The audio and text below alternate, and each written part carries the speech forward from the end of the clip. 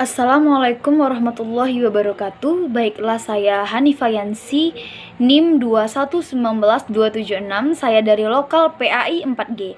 Kali ini saya akan menyampaikan intisari dari pembelajaran saya, itu ilmu komunikasi dari kelompok 7 sampai kelompok 13 yang saya pelajari. Baiklah, saya akan mulai saja. Intisari yang pertama yaitu berjudul dengan komunikasi kelompok.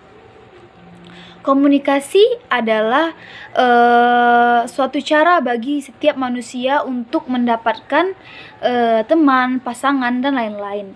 Jadi, ilmu komunikasi adalah suatu penyampaian pesan terhadap sumber pesan tersebut dengan menggunakan channel. Di sini kita dapat mengambil kesimpulan bahwa arti dari komunikasi kelompok adalah komunikasi yang dilakukan oleh si komunikator kepada beberapa orang yang lebih dari 2 atau 1 orang. Jadi di sini ada 4 karakteristik dari komunikasi kelompok. Yang pertama adalah karakteristik formal, terorganisasi, keterlembagaan, serta komunikator. Dan adapun fungsi dari komunikasi kelompok yaitu fungsi formal, kependidikan, fungsi persuasi, dan fungsi problem solving. Dan adapun dari kita lihat dari bentuk-bentuk dari komunikasi kelompok. Dan adapun bentuk dari komunikasi yang kelompok yaitu terbagi menjadi 2. Yang pertama itu adalah komunikasi perspektif. Di sini terdapat 3 bagian. Yang pertama adalah kelompok tugas, pertemuan, dan juga kelompok penyadaran. Dan yang terakhir adalah komunikasi kelompok perspektif. Dan kita lanjut kepada bab selanjutnya. Adapun selanjutnya tentang komunikasi efektif. Komunikasi efektif adalah komunikasi yang dilakukan seseorang kepada orang lain dengan memberikan suatu informasi, pengetahuan, serta pendapat yang dapat merubah suatu sikap seseorang atau dapat disebut dengan attitude change yang terdapat orang-orang yang terlibat di dalam komunikasi tersebut. Dalam komunikasi efektif terdapat prinsip-prinsip komunikasi tersebut. Yang pertama itu adalah empati, respect,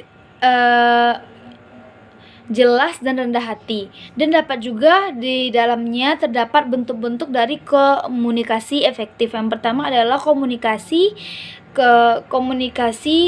verbal efektif, yaitu terdapat di dalamnya komunikasi yang berlangsung secara timbal balik. Komunikasi tersebut memiliki makna yang jelas dan singkat. Dan adapun komunikasi nonverbal, di sana terdapat adalah penyampaian secara fisik, ekspresi wajah, dan sentuhan. Dan di dalam komunikasi efektif juga terdapat hambatan. Yang pertama adalah hambatannya adalah terdesak oleh waktu, mendengarkan secara selektif, dan persepsi, dan juga terdapat hambatan-hambatan lainnya. Kita lanjut kepada pembahasan selanjutnya. Selanjutnya adalah public relation. Apa itu public relation? Public relation adalah suatu seni dan ilmu pengetahuan sosial yang dapat dipergunakan untuk menganalisis kecenderungan, memprediksi konsekuensinya, menasihati para pemimpin organisasi, dan melaksanakan program yang terencana mengenai kegiatan-kegiatan melalui kegiatan-kegiatan yang melayani baik kepentingan organisasi maupun kepentingan publik atau umum. Di sini dapat kita lihat fungsi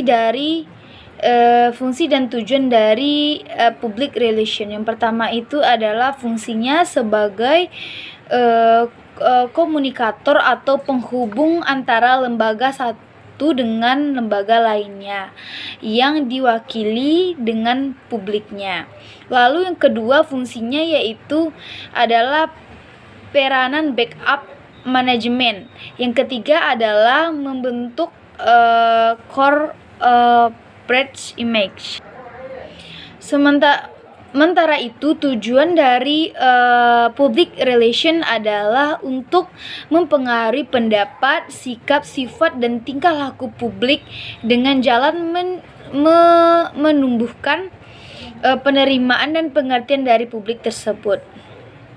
Dan kita lanjutkan kepada proses public relation. Yang pertama itu adalah proses public relation internal, dan yang kedua adalah proses public relation eksternal. Dan adapun kita lanjut kepada pembahasan selanjutnya. Pembahasan selanjutnya adalah etika komunikasi di dalam Islam. Dapat diartikan adalah etika komunikasi di dalam Islam adalah tata cara berkomunikasi yang sesuai dengan nilai moral dan dalam menilai benar atau salahnya perilaku seseorang disampaikan dengan mengandung unsur Islami yang mengarahkan sesuai dengan Al-Quran dan hadis.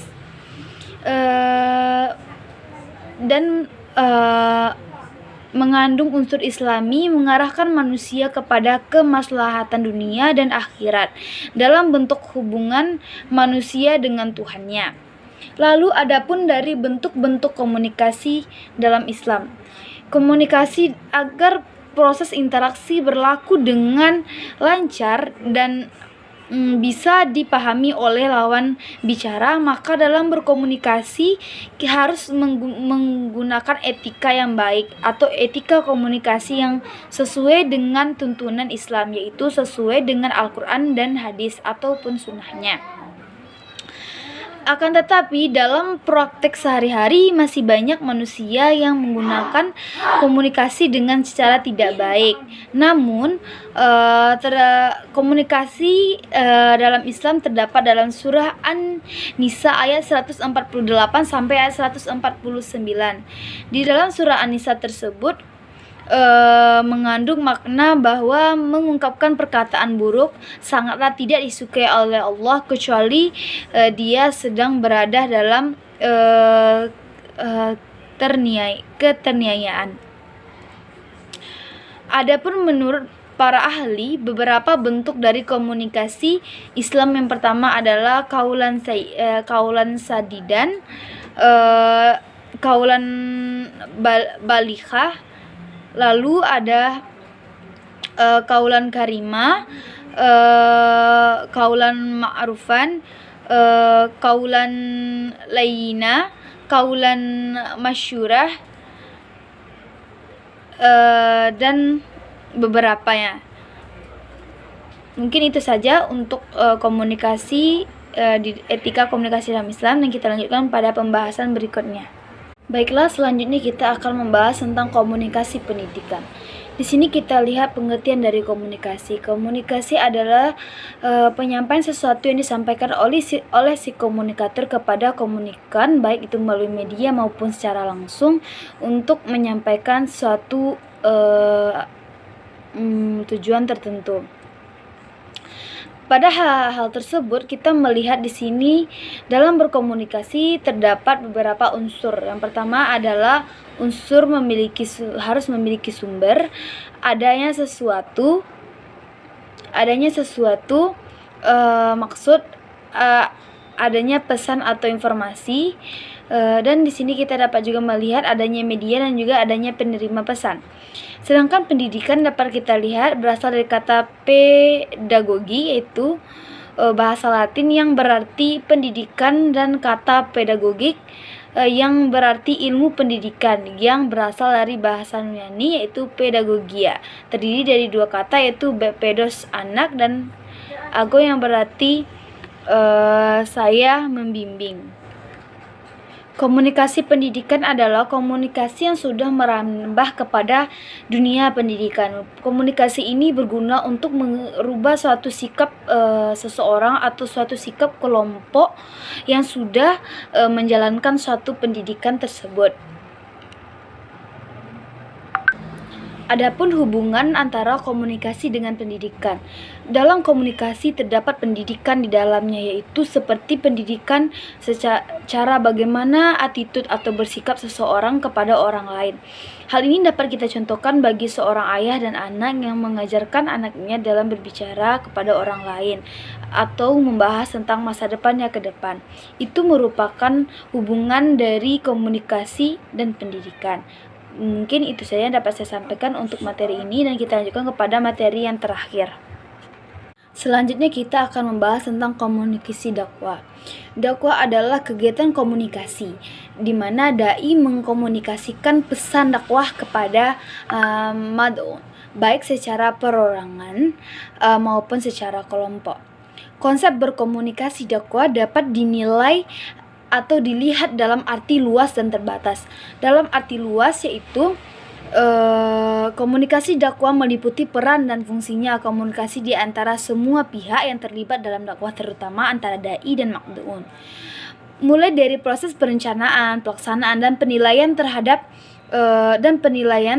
dakwah. Dalam arti sempit, berkomunikasi dakwah merupakan segala upaya dan cara atau metode serta teknik penyampaian pesan dan keterampilan dakwah yang kepada umat atau masyarakat secara luas. Adapun hubungan antara komunikasi dan dakwah. Dilihat dari objeknya, dakwah memiliki hubungan dengan komunikasi dalam ilmu sosial. Yang dimaksud dengan hubungan komunikasi dengan dakwah di sini adalah hubungan komunikasi yang disiplin ilmu dengan dakwah sebagai kegiatan amar ma'ruf nahi mungkar, pesan berupa nasihat, serta sebagai proses penyampaian pesan risalah Islamiyah. Mungkin itu saja yang dapat saya sampaikan intisari dari kelompok 7 sampai kelompok 13. Kalau ada salah dan jangkalnya saya mohon dimaafkan.